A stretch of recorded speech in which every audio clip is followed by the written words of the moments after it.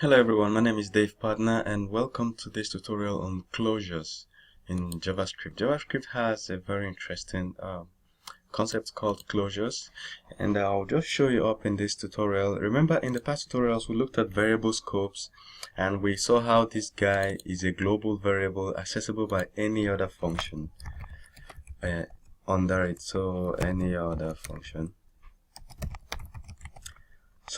function can actually access this guy. All right, now so as you can see, this guy is modifying this function picks this global variable and modifies it by increasing it by 1. This means add 1 to whatever value you have here. So this is the same thing as saying count number equal to count number plus 1. Alright, so that's the short form of writing count number is equal to count number. This is a new variable. This guy is equal to this guy, which is count number, which is 0 plus 1. Alright, so let's jump to this place where we are calling this add function. So if we call this add function the first time it will be 0 plus 1, so here will be 1. Then if we call it the second time,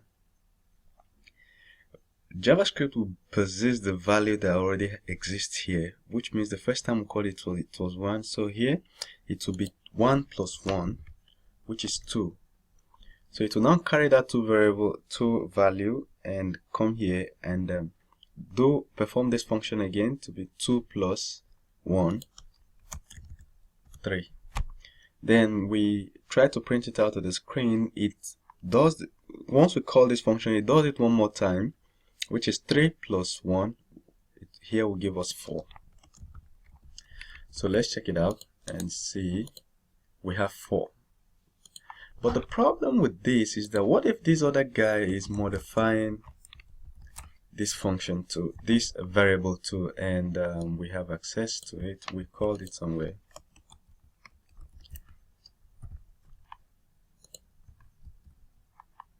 It means that we can, let's print this guy out again. Let's just say document.write, and we have any other function, and let's concatenate it with a line break so that it will be on different lines.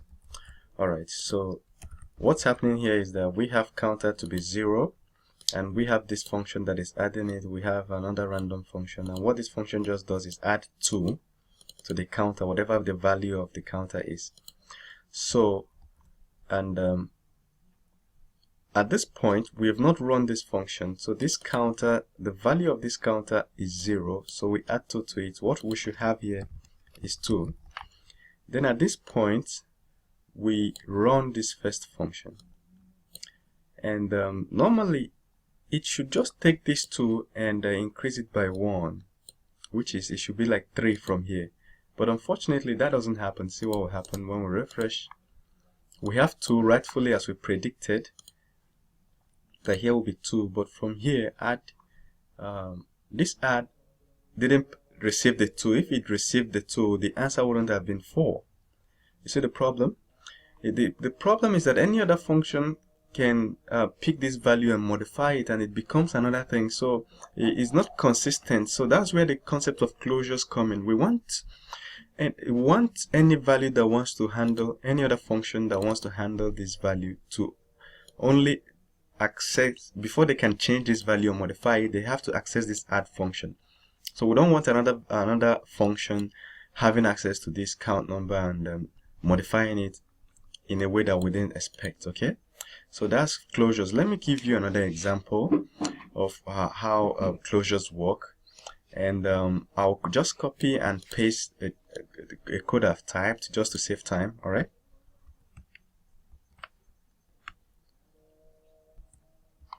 but just before then, I want to show you that the normal thing anybody would think of a way to solve this is to actually declare this guy inside this add function. That's a normal way that anybody will quickly think. First solution, that since we want any function, any method trying to modify the value of count number to be able to have to call add. You understand? But the problem is that they won't have access to count number again. So we'll try this other solution, which is using a closure. So I just pasted a function just to demonstrate the use of closures. Alright, so we have this function, and what this function does is that we declared 3 global variables. Is an example, and we have a function here, and what the function does is it sets a local variable, which is num. We just call it num and set it to 42. Then it takes the global number, which is what we have here, and sets it to a function. Remember the topic we talked about, function by expression. So it takes this function and saves it here, and what this function basically does is just it just prints out the value of num. So here the num should just be 42, and then we have a second declaration here, and what this one just does is increases, every time it's called, it increases the value of num. Whatever is still left in num, it will increase the value. So we have the last one, and what it does is takes in whatever value you pass in. Even if you pass in like 12, it will modify it, and it will change whatever value that is in num and assign it to 12. So just remove whatever is in num and assign it to 12. So these 3 functions. Okay, so that is what this block of code does. So let's try and call this block of code the first time.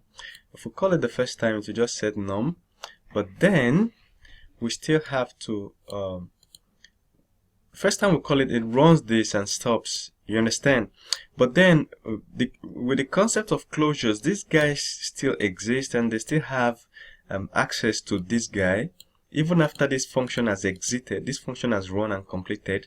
These other functions inside it are closures. They still very much have access to this 42 even after their parent function has exited. So in JavaScript, once you have a function, once you have this guy inside any function, it's called a closure. So once you have this function declaration inside any function at all, this guy is a closure.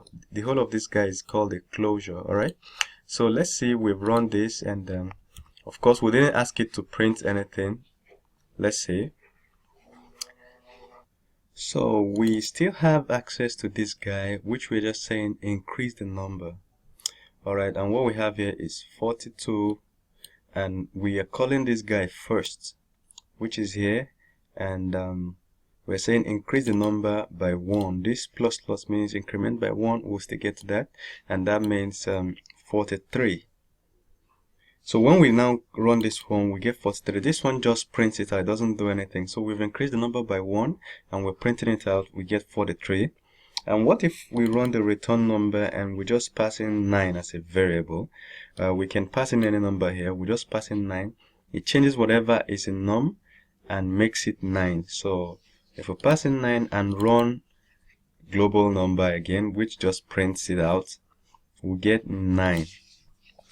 And what if we save that 9 in another new variable? We can just save that 9 in another new variable and run this function again, and try to print out number. We run this global number, this guy here, just to print out what is here. We are running this function the second time just to see whether this number has modified, and we're printing it out.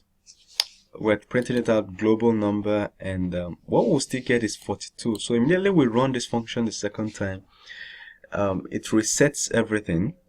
And then what if we try to print out what we have in first log? We get 9